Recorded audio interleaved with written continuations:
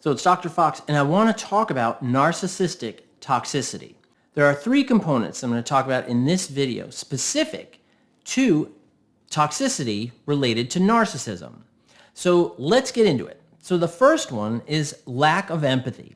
Now, lack of empathy, I think, is often misunderstood when we're talking about narcissism. So lack of empathy, let's just compare it to, like, let's say a sociopath or a psychopath, which are extreme forms of antisocial personality disorder. Now, in those individuals, we often see that lack of empathy, but that lack of empathy usually comes out of an impaired ability to recognize emotions of others and to feel emotions related to experiences that others have.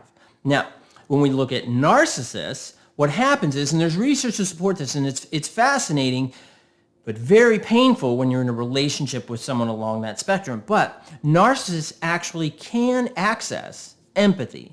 They just choose not to. So where does this choice come from?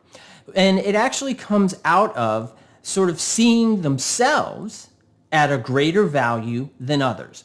And what narcissists typically try to do is that in all relationships, right, these are those happy, structured, and balanced relationships. These are the healthy relationships.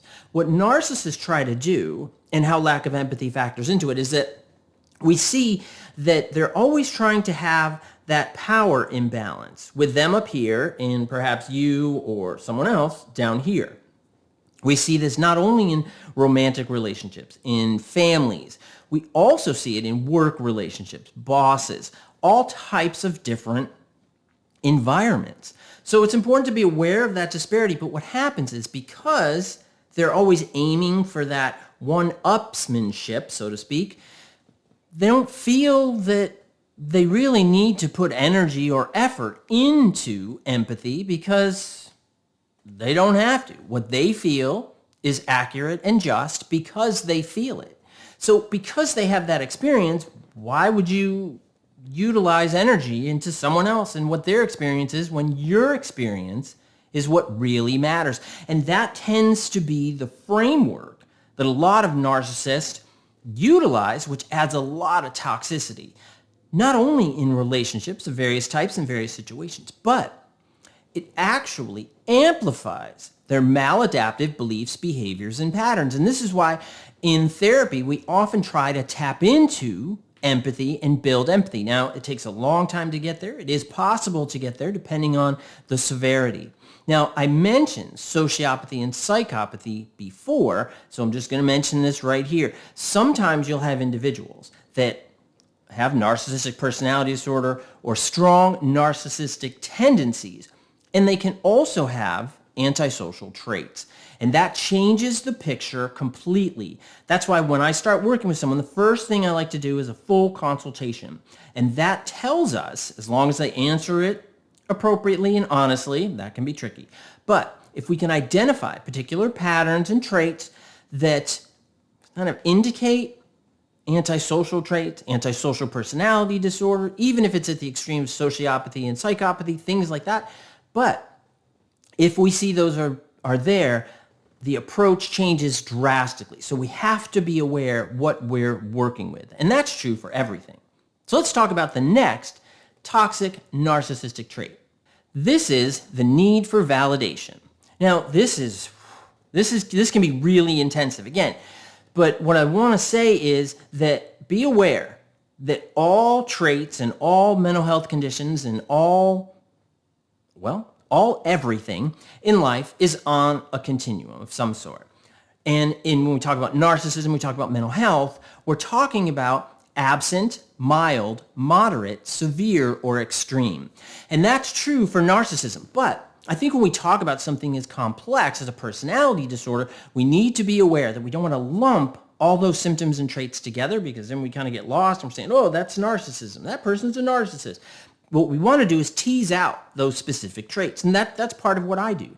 Now, that need for validation complicates this process, and it absolutely amplifies their maladaptive beliefs, behaviors, and patterns, which continue to cause problems in relationships and problems in their life. That need for validation, because they tend to use very circuitous, indirect means to get that validation.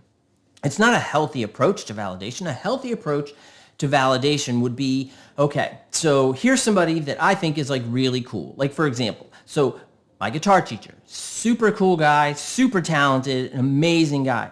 So I want validation from him. I love to hear when he says, oh man, you're really doing well. You know, practicing is paying off. Da, da, da, da. I love hearing that. And I'm like, oh man, that's cool.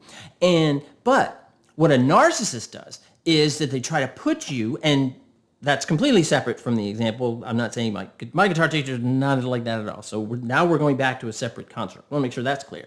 But when we're talking about narcissistic personality disorder, that individual, what they do in order to get that validation, again, they go roundabout. And a lot of times what they do is they get that validation, going back to our disparity, our power disparity, making you feel bad, making you feel small, making you feel broken, gives them that sense of validation, particularly if the interpersonal dynamic, whether it's work dynamic, family dynamic, romantic dynamic, friend dynamic, whatever it is, entails that individual, the one that was made to feel less than, goes back to the individual with narcissistic personality disorder, goes back to them, begs for forgiveness, says, you know what, this was all me. Oh my God, I'm so sorry. What do I have to do to fix it? In cases where they didn't do anything, or what they did perhaps was so minor compared to the reaction. And that's called majoring in the minors. And we see that a lot in narcissistic relationships. They focus on the little stuff and they amplify it to say, see, you are broken. That's why you need me to fix you. And that is that sense of validation. And we see that play out in so many different ways. And that is absolutely a huge component of narcissistic toxicity. So let's talk about the last component of narcissistic toxicity. And that is manipulative behavior. And this directly relates to the other two. Now, manipulative behavior, of course, can be very specific to the narcissistic individual.